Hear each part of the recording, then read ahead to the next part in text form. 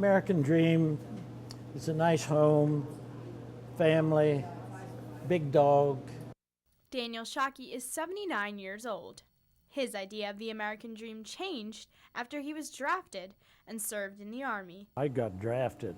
I had other plans for my life. ROTC cadets Alexander Hamilton and Jesse McCohen say their American dreams are focused on achieving happiness by protecting their country.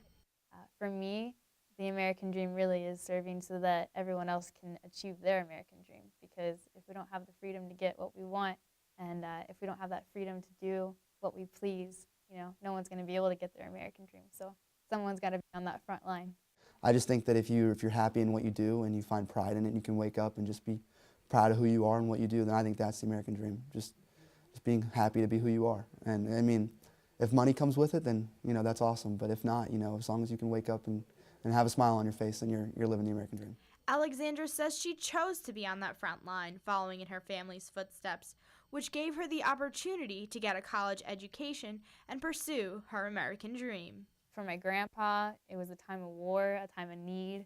He had 13 kids that he needed to provide for, and his railroad job wasn't going to do it. For me, after seeing all the history that's been done, I thought, you know what, I am a college student. I want to learn.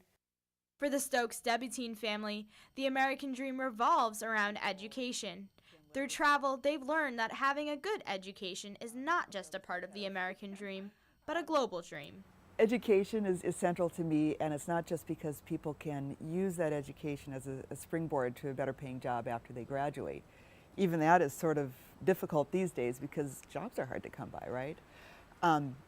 But more than that, I feel like education not only makes us good citizens, it also helps us develop a rich inner life. Margaret Hudnall says she wouldn't trade anything for the life that she's lived because she's helped others by following in her religious beliefs.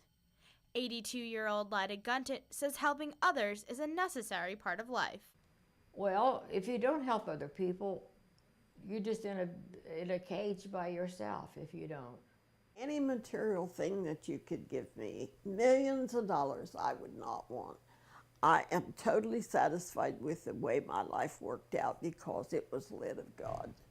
Margaret says she wants to help others embrace their passion for religion.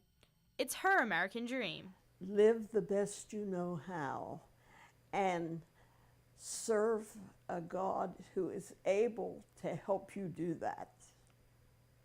Associate Professor of Sociology Deborah Thorne says that she is happy to hear that the idea of giving back is a common aspect of people's dreams. It's wonderful to hear a common theme across the generations, that one of their big goals and one of their objectives as an American, or maybe just a person in general, and I would guess it doesn't have anything to do with what country you're from, is just as a human being that most people would prefer to give rather than to take. For those living in Appalachia, family is central to their view of the American dream. Often, it's their parents who shape their dreams.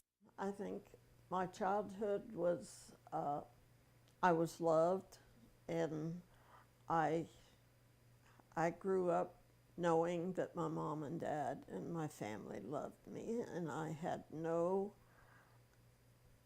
worries about where I was going or if I was going to have anything to eat. My dad provided. I grew up with a single mom, and there were times we didn't have a whole lot.